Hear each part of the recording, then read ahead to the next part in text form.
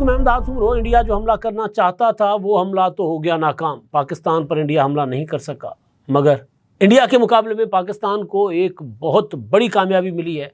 اور وہ یہ ہے کہ چین نے واضح اعلان کر دیا ہے کہ اگر انڈیا نے پاکستان کے خلاف کوئی بھی جارحیت کی تو چین پاکستان کا ساتھ دے گا۔ انڈیا اب کسی اور طرف لڑائی کو لے کر جانا چاہ رہا ہے، پاکستان کو معاشی طور پر انڈیا نقصان پہنچانے کی سازشیں رچا رہا ہے۔ کیا وہ سازشیں کامیاب ہوں گی یا نہیں؟ اور جو تناؤ ہے پہلگام سانحے کے بعد، پہلگام واقعے کے بعد، اس کے بعد انڈیا کے اندر جو کچھ ہو رہا ہے، جو انتشار برپا ہے، ایک خانہ جنگی کی سی کیفیت ہے، اس پر بات کریں گے اس ویلاگ میں۔ اور میں نے پچھلے ویلاگ میں آپ کو بتایا تھا کہ میں آپ کو تفصیل سے کچھ واقعات آپ کے سامنے رکھوں گا، کچھ واقعات، زیادہ واقعات نہیں، جو انڈیا میں رونما ہوئے ہیں پہلگام حملے کے بعد، اور جس طرح نریندر مودی لے کر جانا چاہ رہے تھے انڈیا کو۔ انڈیا کے کئی شہروں میں اسی طرح کے واقعات ہوئے ہیں، لیکن اوورآل اگر ہم دیکھیں تو مودی کو ناکامی کا سامنا کرنا پڑ رہا ہے۔ تو ان سارے معاملات پر بات ہوگی۔ آغاز کر لیتے ہیں چینی سفیر نے، چینی حکومت نے واضح انداز میں کہا کہ پاکستان کے ساتھ کھڑے ہیں۔ پچھلے دنوں صدر مملکت آصف زرداری چین گئے ہوئے تھے، اور وہاں پر چینی صدر سے ان کی ملاقات، اور وہاں پر کہا گیا کہ پاکستان کے ساتھ چین ہر مشکل گھڑی میں ہمیشہ کی طرح کھڑا رہے گا، کڑے سے کڑے امتحان میں بھی کھڑا رہے گا۔ تو چین ہمیشہ پاکستان کے ساتھ کھڑا ہے، اور اس بار ذرا اس وجہ سے بھی چین کا پاکستان کے ساتھ کھڑا ہونا بنتا ہے، کیونکہ جو پاکستان میں جو داسو حملہ تھا چینی انجینئرز کے اوپر، یا بلوچستان میں کراچی میں جو چینیوں پر حملے ہوئے، ان سب کی کڑیاں جا کر را کے ساتھ مل رہی تھیں۔ اب تو انڈین میڈیا کہنا شروع ہو گیا ہے کہ ٹی ٹی پی جو کچھ کر رہی ہے، بی ایل اے جو کچھ کر رہا ہے، وہ سارا کچھ انڈین نیکسس ہے۔ اب وہ انڈیا تسلیم کرتا ہے اس کو، تو لہٰذا چین کے مفاد کو پاکستان میں نقصان پہنچانا، چینی انجینئرز پر دہشت گرد حملے کرنا، اور اس کے بعد اگر پاکستان کے اوپر انڈیا حملہ کرے گا تو پھر یہ سمجھنا کہ چین نیوٹرل رہے گا، ظاہر ہے ایسا نہیں ہوگا۔ ویسے بھی لداخ والی سائڈ سے چین اور انڈیا کا تنازع بہت پرانا، تو وہ ان دونوں کا کے تناؤ اپنی جگہ موجود ہیں، برقرار ہیں۔ تو اب جو چین کے ایک اپنا دانشور ہیں تھنک ٹینک کے، اور وہاں کے جو صدر ہیں ان کی ٹیم کا حصہ سمجھے جاتے ہیں وکٹر گاؤ، انہوں نے ایک انڈین میڈیا پر بیٹھ کر، انڈین چینلز پر بیٹھ کر انہوں نے کہا ہے کہ اگر انڈیا پاکستان پر حملہ کرے گا تو چین پاکستان کے ساتھ ہوگا۔ یہ تجزیہ نگار ہیں، ماہر عالمی امور ہیں، اور وہاں جو چینی حکومت ہے اس کا امپورٹنٹ حصہ سمجھے جاتے ہیں۔ اور انہوں نے کہا ہے کہ کوئی بھی ملک پاکستان پر حملہ کرے گا تو چین پاکستان کے دفاع کے لیے ساتھ کھڑا ہوگا، صرف انڈیا نہیں، کوئی بھی ملک، اور چین پاکستان کو کبھی تنہا نہیں چھوڑے گا۔ جب پاکستان میں چینی باشندوں پر حملے ہوئے تب بھی چین نے جامع تحقیقات کا مطالبہ کیا، اور پہلگام میں بھی چین کا یہی موقف ہے کہ جب ہمارے لوگوں کو، ہمارے ورکرز کو، ہمارے انجینئرز کو پاکستان میں مارا جا رہا تھا، تب بھی ہم نے اس کی جامع کمپلیٹ انویسٹیگیشن تک کسی کے اوپر الزام نہیں لگایا تھا۔ اتنا ضرور تھا کہ انہوں نے پاکستان کے ساتھ ناراضگی کا اظہار کیا تھا کہ ہمارے لوگوں کو سیکورٹی فراہم نہیں کی جاتی، یا عمران خان کے دور میں جب داسو میں چینی بس کو اڑایا گیا تھا، چینی انجینئرز کی، چینی ورکرز کی، تو اس وقت کے وزیر خارجہ شاہ محمود قریشی نے کہا تھا کہ یہ تو بس خراب تھی، یہ ایکسیڈنٹ ہو گیا۔ تو اس پر وہ ناراض ہوئے تھے کہ یار ہمارے لوگوں کے اوپر حملہ ہوا ہے دہشت گرد، اور آپ الزام بھی ہمارے اوپر لگا رہے ہیں کہ ہمارے لوگوں کو ہم نے ناکارہ بس میں بٹھا دیا تھا، خراب بس میں بٹھا دیا تھا۔ تو اس وقت ضرور چین تھوڑا سا ناراض ہوا تھا، یا پھر یہاں پر جب حملے ہوتے ہیں، ظاہر ہے کسی بھی، پچھلے دنوں اسحاق ڈار صاحب نے کہا تھا کہ جی وہ چینی صدر نے کہا ہے کہ ہمیں کوئی پرواہ نہیں اپنے لوگوں کی جان کی، ہم پاکستان کے ساتھ ہیں۔ تو اس پر یقیناً جو چینی سفیر تھے انہوں نے ایک تقریب میں کہا تھا کہ یہ قطعاً نہیں ہو سکتا کہ میں اپنے لوگوں کی جان کی پرواہ نہ ہو، ہمیں اپنے لوگوں کی جان کی پرواہ ہے اور ان کی حفاظت کرنا پڑے گی یہاں پر، اس کے بغیر ہم آپ کے ساتھ نہیں چل سکتے، وہ انہوں نے برملا اظہار کیا تھا۔ لیکن یہ بات کہ جی چینی انجینئرز کو، چینی ورکرز کو پاکستان میں نشانہ کون بنا رہا ہے، وہ ان کو بھی پتہ ہے، تو لہٰذا چین پاکستان کے ساتھ کھڑا ہوا ہے۔ انڈیا میں کیا ہو رہا ہے میں بعد میں آتا ہوں۔ ایک اور کہانی، جنگ ٹلی کیسے، جنگ ہوتے ہوتے رہ گئی کہا جا رہا ہے، اب ختم نہیں ہوئی، تناؤ ابھی بھی باقی ہے۔ انڈیا ایک اور طرح سے حملہ کرنے کی کوشش کر رہا ہے، وہ کیا طریقہ ہے اس پر بھی میں آتا ہوں۔ لیکن ایک بات یہ بتائی جا رہی ہے، جو عطا تارڑ صاحب نے آدھی رات کو آ کر ایک بیان جاری کیا تھا، وہی بات ہمارے وزیر دفاع نے بھی کی تھی، لیکن عطا تارڑ نے اچانک آدھی رات کو جب بیان دیا کہ 24 سے 36 گھنٹوں میں انڈیا پاکستان پر حملہ کر سکتا ہے، تو اس کے پیچھے کیا کہانی تھی؟ اس کے پیچھے تھا کہ مکمل طور پر تیاری تھی، انڈیا صرف اور صرف موقع کی تاڑ میں تھا کہ کس طرح حملہ کرے۔ منصور علی خان صاحب ہیں، بڑے معتبر جرنلسٹ ہیں، ولاگر ہیں، اینکر ہیں، انہوں نے ایک بتایا ہے کہ جو پرسوں رات، یعنی جب یہ طوفان باد و بارہ اچھا خاصا طوفان تھا، لاہور میں بھی، ہمارے اس طرف لہندے پنجاب بھی، چڑھدے پنجاب بھی، تو اچھا خاصا طوفان و باد و بارہ تھا، تو وہ کہہ رہے تھے کہ اس وقت حملہ انڈین ایئر فورس نے کرنا تھا، تیاری انڈیا کی تھی، لیکن وہ کہتے ہیں کہ موسم وجہ بنی یا کچھ اور، لیکن تیاری ان کی پوری تھی، ہم نے کی۔ ایک اور چیز وہ بتا رہے ہیں اپنی انفارمیشن کی بنیاد پر کہ پاکستان کے جو لڑاکا طیارے ہیں وہ گلگت بلتستان والی سائڈ پر مسلسل پیٹرولنگ کر رہے ہیں۔ Line of control Sindh Rajasthan border, Punjab Rajasthan border, Punjab border, یہ ہماری جو ہے نا انڈیا کے ساتھ لگنے والی بارڈرز ہیں، وہاں پر مکمل طور پر دونوں طرف سے چوکسی ہے، انڈین فورسز کی بھی اور پاکستان کی بھی۔ اور وہ یہ بتا رہے ہیں کہ کشمیر اور پنجاب اس طرف انڈین سائڈ پہ کوئی 50 سے زیادہ طیارے مختلف ان کے جو ایئر بیسز ہیں وہاں پر پارک کر دیے انڈین ایئر فورسز کے 50 طیارے۔ اور وہ کہتے ہیں ہماری جو ویجیلنس ہے یا ہمارا جو سیٹلائٹ کا سسٹم ہے ایئر فورس کا یا ایئر ڈیفنس کا، وہ اتنا ویجیلنٹ ہے کہ اگر ان کا کوئی بھی جہاز پٹھان کوٹ کی ایئر بیس سے نکلے، کسی اور ایئر بیس سے نکل کے ہینگر سے نکلے گا ابھی، تو پتہ چل جائے گا، ہماری راڈار میں آ جائے گا کہ جی یہ اڑنے والے ہیں، تو لہٰذا ہم الرٹ ہوتے ہیں، تو وہ پھر اس طرح حملہ کرنے کی پوزیشن میں نہیں ہے۔ اور ساتھ ساتھ انہوں نے یہ بھی دعویٰ کیا اپنے ولاگ میں کہ ایک موقع پر، یعنی پرسوں ایک موقع پر پاکستان کے 40 سے 50 طیارے بیک وقت فضائی نگرانی کر رہے تھے، گشت کر رہے تھے، پیٹرولنگ کر رہے تھے فضا میں۔ تو یہ وہ بتا رہے ہیں کہ جنگ بالکل قریب تھی لیکن ٹل گئی ہے۔ اب ٹل کیوں گئی ہے؟ ایک وجہ یہ ہو سکتی ہے جو موسم کیوں بتا رہے ہیں، دوسری یہ کہ انڈیا کو کہیں سے سپورٹ نہیں مل رہی، تو انڈیا ایڈونچر کرنے کی پوزیشن میں نہیں ہے۔ تیسری ایک چیز وہ بتا رہے تھے کہ رافیل طیارے 4 سے 5 منٹ کے لیے جب اڑے تھے وہاں سے امبالہ سے، وہ یہ بتا رہے ہیں، کچھ اس طرح کی بات کر رہے ہیں کہ 4 سے 5 منٹ تک ان کو جیم کر دیا گیا تھا، ان کا رابطہ جہاں سے وہ اڑے تھے وہاں سے، اپنے سیٹلائٹ سسٹم سے، اپنے کنٹرول ٹاور سے، اور ساتھ والے طیاروں سے ان کا رابطہ منقطع ہو گیا تھا۔ تو ایک طرح سے پاکستان کی جو ایئر فورس کی جو ہے نا وہ مہارت یا استعداد، صلاحیت، اس نے بہرحال کسی نہ کسی طرح انڈیا کو ٹھیک ٹھاک ٹینشن دے رکھی ہوئی ہے، اور باقی اس سے بڑی ٹینشن ظاہر عالمی برادری کی طرف سے ہے۔ کوئی ملک ہاتھ نہیں پکڑا رہا، ہر کوئی کہہ رہا ہے ثبوت دو بھائی، ثبوت دو، الزام لگا رہے تو ثبوت دو۔ اب انڈیا نے دوسری شرارت شروع کی ہے، وہ یہ ہے کہ انڈین حکام کا کہنا ہے کہ انہوں نے IMF کو کہا ہے کہ پاکستان کو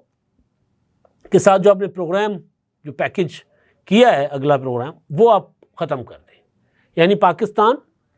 ڈیفالٹ کر جائے، پاکستان کے پاس پیسے نہ ہوں، پاکستان کی معیشت متاثر ہو، اور تاکہ پاکستان اس قابل نہ ہو کہ ہم سے لڑائی لڑ سکے، یا ہم پھر جنگ کی طرف جائیں گے نہیں، پاکستان کو نقصان پہنچانا ان کا مقصد ہے۔ کل یہی بات ہمارے استاد محترم وجاد مسعود صاحب نے بیٹھک میں کی تھی، جو ظاہر ہے ابھی آپ آج سنیں گے، میرا خیال اگلے حصے میں تھی لیکن کل شام کو ریکارڈ ہو گیا تھا، یہ خبر بعد میں آئی ہے۔ وجاد مسعود صاحب نے کہا تھا کہ انڈیا نے جو کرنا چاہ رہا تھا پاکستان کے ساتھ وہ اپنی طرف سے کر چکا ہے، یعنی جنگی ہیجانی کیفیت برپا کرے، اور اس صورت میں پاکستان ظاہر ہے کمزور معیشت ہے، ہم تو ابھی سنبھل رہے ہیں، ہم نے اپنی معیشت کے جو ہے ICU سے نکال کر ابھی ذرا ہم نے اس کو چہل قدمی پر لگایا ہے کہ ذرا چہل قدمی کرو، چل کے دکھاؤ جس طرح مریض نکلتا ہے، تو ہماری معیشت تو کنگلی ہو گئی تھی، عمران خان صاحب نے بیڑا غرق کر دیا تھا۔ تو وہ ان کو پتہ ہے کہ پاکستان کی معیشت بہت حساس ہوئی ہے اس وقت، تو اس کو اٹیک کرنا آسان ہے، تو لہٰذا ہمیں ہمارے اوپر معاشی دباؤ بڑھانا چاہتا ہے تاکہ ہماری سٹاکس گر جائیں، ہماری طرف سرمایہ کاری آ رہی ہے وہ رک جائے، دنیا ہم سے منہ موڑ لے، ہمارا جو اپنے انٹرنل انویسٹمنٹس ہیں وہ ہماری رک جائیں، جنگی اپنا جو ہوتا ہے نا پینک کی وجہ سے، کیونکہ سرمایہ کو تو میں کہتا ہوں ایک پرندہ ہوتا ہے، ہلکی سی جو ہے نا وہ آواز آتی ہے ٹھا کی، وہ اڑ جاتا ہے، سرمایہ اس طرح ہوتا ہے۔ تو وجاد مسعود صاحب کہہ رہے تھے کہ وہ انڈیا جو ہے بنیادی طور پر پاکستان کو معاشی حملہ کر رہا ہے پاکستان کے اوپر۔ تو آئی ایم ایف والی بات بعد میں سامنے آئی کہ انہوں نے آئی ایم ایف کو کہا کہ جب پاکستان کے ساتھ کسی قسم کا کوئی پروگرام ڈیل نہ کریں، تو ظاہر ہے یہ خطرناک قسم کی کہ انڈیا کے عزائم ہیں۔ لیکن اب ہوتا کیا ہے کہ اکثر سازشی جو ہے نا وہ اپنی سازش کا خود شکار ہو جاتا ہے۔ لازمی نہیں ہے کہ ہر بار شرپسند شیطان ذہن آدمی، انتشار پسند آدمی کامیاب ہو۔ وہ جو انتشار پیدا کر رہا ہوتا ہے اس کے اپنے گھر میں بھی اس کی آگ لگتی ہے۔ اب پہلگام واقعے کے بعد ایک ڈیزائنڈ پروپیگنڈا جو تھا کہ جی اب اس کو نتھی کرنا ہے کہ جی حملہ آور جو تھے وہ دہشت گرد، مسلمان دہشت گرد تھے اور انہوں نے دھرم پوچھ کے گولیاں ماری ہیں، یہ پروپیگنڈا کیا گیا۔ وہاں کے کانگریس کے ایک لیڈر نے سوال کیا کہ بھائی حملہ آور کے پاس اتنا ٹائم تھا کہ وہ کان میں آ کے پوچھے کہ تو مسلمان ہے ہندو ہے؟ اگر اس نے کہا کہ جی میں مسلمان ہوں ہندو ہوں تو اس نے گولی مار دی۔ وہ تو دور سے گولیاں چلاتے آ رہے تھے، دور سے کیسے پتہ چل رہا تھا کون مسلمان ہے کون ہندو ہے؟ انہوں نے حملہ کرنا تھا کر دیا۔ بعد میں جو تھے آر ایس ایس والے ان کے اوپر چڑھ دوڑے پوری کی پوری کانگریس پر۔ تو وہ جو نیتا تھے کانگریس کے ان کو کانگریس کی لیڈرشپ نے کہا ان کو کہ ذرا محتاط ہو کر بات کریں۔ تو اس پر بھی گودی میڈیا جو چیختا رہا کہ جی وہ یو ٹرن لے لیا، پلٹ گئے، پیچھے ہٹ گئے۔ اب یہ جو صورتحال ہے وہ پیدا یہ کرنا چاہ رہے تھے مودی وہاں پر، کیونکہ مودی بیسیکلی ہندوتوا کے پجاری ہیں نا، وہ آر ایس ایس کے، تو وہ وہاں پر انہوں نے ایک شیطان گیری کر لی، الزام لگا دیا۔ دہشت گردی کا کوئی مذہب نہیں ہوتا۔ جو کچھ تلواریں لے کر وہاں پر گلے کاٹتے پھر رہے ہیں، جو لوگوں کو پتھر مار کے مار دیتے ہیں، نعرہ تو ہندوتوا کا لگاتے ہیں، لیکن بہرحال اس کا مطلب یہ نہیں ہے کہ ہندو دہشت گردی ہے۔ دہشت گردی کا تو کوئی مذہب نہیں ہوتا، دہشت گرد تو دہشت گرد ہوتا ہے، وہ سب کو مارتا پھرتا ہے۔ جب دشمن ختم ہو جاتے تو اپنے آپ کو اپنے لوگوں کو مارتے ہیں وہ۔ تو بہرحال اب وہ جو کچھ کیا انہوں نے وہ بڑا خطرناک تھا۔ میں سوشل میڈیا پر تو مسلسل دیکھ رہا تھا، لیکن میرا کیونکہ براہ راست ادھر کوئی سورس نہیں تھا تو اس کے لیے میں انڈین میڈیا بھی دیکھ رہا تھا۔ انڈین میڈیا بہت کم اس طرح کے واقعات رپورٹ کر رہا ہے۔ بی بی سی جو رپورٹ کر رہا ہے الارمنگ ہے۔ 35 رپورٹڈ واقعات ہیں۔ یہ جو دہشت گرد ہیں وہاں پر، میں ان کو ہندو نہیں کہوں گا، وہ دہشت گرد ہیں۔ وہاں پر وہ مسلمانوں کے اوپر پلپ پڑے ہوئے، وہاں پر حملے کرتے ہیں مسلمانوں کے اوپر، نوجوانوں پر، بچوں پر، خواتین پر۔ بی بی سی کی سٹوری کا جو آغاز ہے وہ بی بی سی اردو میں سٹوری ہے، اور آغاز اس میں یہ ہے کہ میں کسی کے خلاف نفرت نہیں چاہتی۔ ابھی جو ہو رہا ہے، لوگ کشمیری اور مسلمانوں کو نشانہ بنا رہے ہیں، ہم یہ سب نہیں چاہتے۔ ہم امن چاہتے ہیں، صرف امن، ہم انصاف چاہتے ہیں۔ جنہوں نے میرے شوہر کے ساتھ یہ کیا انہیں سزا ملنی چاہیے۔ یہ انڈیا کے زیر انتظام کشمیر، کیونکہ بی بی سی کی زبان ہے، ہم جس کو مقبوضہ کشمیر کہتے ہیں، اس کے لیے کہہ رہے ہیں کہ علاقے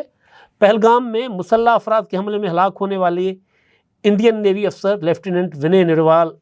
کی بیوہ ہمانشی کے الفاظ ہیں، جنہوں نے اپیل جمعرات کو میڈیا کے نمائندوں سے بات کرتے ہوئے کی۔ کیوں کی؟ ان کو کیوں ضرورت پیش آئی؟ کیونکہ انڈیا میں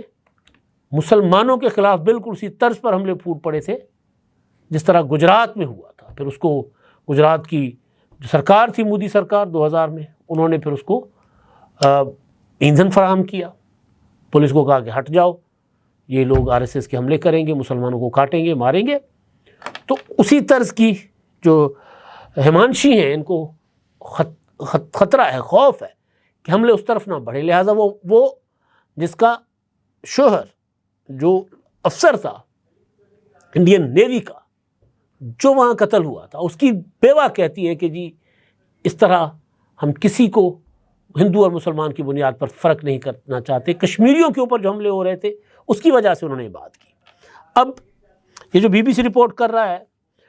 اس میں اچھا یہ جو اپنا ونے نروال اور ہیمانشی کی جو شادی ہے، یہ شادی ہوئی تھی 16 اپریل کو، صرف 6 دن کے بعد ان کو مار دیا گیا تھا، وہاں پر قتل کر دیا گیا تھا۔ اس کے باوجود وہ خاتون کیا کہہ رہی ہے، یعنی پورا کا پورا انڈین معاشرہ اس طرح نہیں ہے جس طرح مودی چاہتا ہے یا ہندوتوا یا RSS والے چاہتے ہیں۔ اب اس میں انہوں نے جو رپورٹ کٹھی کی ہے، اس میں ایک centre for the study of organised hate کے جو ہے وہ واشنگٹن میں مقیم اپنا تنظیم کے جو ڈائریکٹر ہیں رقیب احمد نائک، انڈین ہیں یہ، اور وہ مسلمانوں کے لیے وہاں پر کام کرتے ہیں، تو انہوں نے بتایا کہ 8 دنوں میں 35 سے زیادہ واقعات، 35 سے زیادہ حملے ہو چکے ہیں۔ ایک حملہ 15 سالہ مسلمان لڑکا، شہر علی گڑھ، اتر پردیش، ریاست اتر پردیش، وہ اسکول سے گھر جا رہا تھا اور اس کو اپنا گھیر لیا دائیں بازو کے ایک تنظیم کے ارکان نے، ظاہر ایک تنظیم وہی ہوگی BJP ٹائپ، اور گریبان سے پکڑ کے گھسیٹا اور سڑک پر چسپاں تھا کوئی پاکستانی پرچم، اس کی بے حرمتی کرنے کا کہا اور کروائی بلکہ اس سے وہ بے حرمتی، اور اس کو کہا کہ ہندوستان زندہ آباد اور بھارت ماتا کی جے کے نعرے لگاؤ۔ بہرحال اس واقعے کی BBC کہہ رہا ہے کہ یہ ویڈیو وائرل ہے، اس میں دیکھا جا سکتا ہے، اور BBC نے کے مطابق تحقیقات مقامی پولیس نے شروع کر دی ہیں۔ اچھا ایک اور واقعہ رپورٹ ہو رہا ہے جی، یہ ریاست کرناٹک، اور اس میں کرکٹ کے میچ کے دوران، یہ انڈین میڈیا نے بھی رپورٹ کیا، میں نے خود سنا ہے کہ ایک شخص کو 15 لوگ، ایک شخص کو ہجوم نے قتل کر دیا اور ان پر الزام یہ لگایا کہ پاکستان زندہ باد کے نعرے لگا رہا تھا۔ کوئی بھی شخص اتنے بڑے ہجوم میں کرناٹک میں کھڑے ہو کے، اور وہ یہ کیسے جنوبی ریاست ہے کرناٹک، وہ کیسے یہ نعرے لگا سکتا ہے؟ مطلب اس کو اندازہ نہیں ہے کہ صورتحال کیا ہے۔ اور یہ وہ ہوا ہے پہلگام کے بعد، تو پہلگام کے بعد تو وہاں زیادہ لوگ محتاط تھے۔ اچھا جی، بھارتیہ جنتا پارٹی سے تعلق رکھنے والے مشرقی ریاست آسام کے وزیر اعلیٰ ہیں ہیمنتا بسوا سرما، اور انہوں نے، یا شرما ہوگا، انہوں نے سرما لکھا ہے، بہرحال انہوں نے کہا کہ جی مقامی پولیس نے 34 دیش دروہیوں، ملک دشمنوں کو جیل بھیج دیا، یعنی وہ 34 کون ہیں ظاہر ہے، اور مذہب کی بنیاد پر ان کو گرفتار کیا گیا۔ انڈیا کی ریاست مدھیہ پردیش کے شہر بھوپال میں پولیس نے عارف مسعود نامی کانگریس کے ایک مسلمان لیڈر اور ریاستی اسمبلی کے رکن کو قتل کرنے کی دھمکی دینے والے ایک شخص کو گرفتار کیا۔ اس نے سوشل میڈیا پر دھمکیاں دی تھی اور اپنا کہا تھا کہ جی اگر اس کو میں قتل کر دوں گا تو جیل چلا جاؤں تو کوئی مجھے بچائے گا۔ اچھا اس کے علاوہ اتر پردیش کے شہر آگرہ میں ایک نوجوان مسلمان شخص کو مبینہ طور پر گولی مار دی گئی، اور پھر گولی مارنے والے نے ویڈیو وائرل کی اور اس نے کہا کہ جی وہ جو ہے وہ کسی چھتریہ گو رکشا دل یعنی گائے کی حفاظت کرنے والی تنظیم کا رکن وہ بتا رہے ہیں، لیکن ایسی تنظیم کا کوئی وجود نہیں ہے۔ اسی طرح راجستھان میں بھی کچھ واقعات ہوئے ہیں، اور اپنا دہرادون ہمالیائی شہر ہے، پہاڑی شہر ہے، وہاں پر ایک دائیں بازو کے رہنما کے خلاف مقدمہ درج کیا گیا جنہوں نے کشمیری طلباء کو فوری طور پر علاقہ چھوڑنے کا کہا۔ اب اس میں سن رہا تھا کہ ایک خاتون ہے، ان کا ویڈیو وائرل ہے، وہ انڈین کسی سیاسی ورکر لگتی ہیں، انہوں نے سوال اٹھایا ہے، انہوں نے کہا کہ مودی یہ جو انڈیا میں مسلمانوں کے خلاف نفرت پھیلاتا ہے، جس دن یہ آتنکواد ہو رہا تھا، جس دن یہ حملہ ہو رہا تھا پہلگام کا، اس وقت مودی کہاں تھا؟ سعودی عرب میں۔ کس کے بغل گیر تھا؟ شہزادہ محمد بن سلمان کو جفیاں ڈال رہا تھا۔ قطر کے شیخوں کے ساتھ مودی جو ہے اس دوستی چاہتا ہے، دبئی والوں کے ساتھ دوستی چاہتا ہے، یہاں تک اس خاتون نے کہا کہ نواز شریف کی اپنا گھر جا کر بریانی کھاتا ہے مودی۔ تو انڈیا میں مسلمان برے کیوں لگتے ہیں اس کو؟ یعنی یہ میں واقعات بتانے کے بعد آپ کو ایک ہندو عورت کی بات بتا رہا ہوں جو وہ یہ کہہ رہی ہیں کہ مودی انڈیا میں فساد کیوں کروا رہا ہے، سعودی عرب جا کر، دبئی جا کر وہاں انویسٹمنٹ کرواتا ہے، ان سے انویسٹمنٹ منگواتا ہے، تو کیا وہ مسلمان نہیں ہیں؟ تو انڈین سوسائٹی، انڈین سماج بھی بہت حد تک مودی کو سمجھ چکی ہوئی ہے، لیکن پہلگام واقعے کے بعد وہ جو جنونی ہیں، انتہا پسند ہیں، جو پرتشدد ذہن رکھنے والے ہیں، جو RSS یا گوڈسے کے اس نظریے کے پجاری ہیں جنہوں نے گاندھی جی کو قتل کیا تھا، وہ پھر تلواریں لے کے مسلمانوں کے اوپر چڑھے ہوئے ہیں، مسلمانوں کے خلاف وہ مظاہرے بھی کر رہے ہیں، نعرے بھی لگا رہے ہیں، کشمیریوں کو پر تشدد بھی کر رہے ہیں۔ تو یہ سب کچھ انڈیا میں ہو رہا ہے۔ مودی پاکستان کو کمزور کرنا چاہ رہا تھا، لیکن انڈیا کے اندر آگ لگی ہوئی ہے مودی کی اس سازش کی وجہ سے، یعنی شکاری خود اپنے جال میں پھنس گیا۔ اب تک کے لیے اتنا ہی، اللہ حافظ۔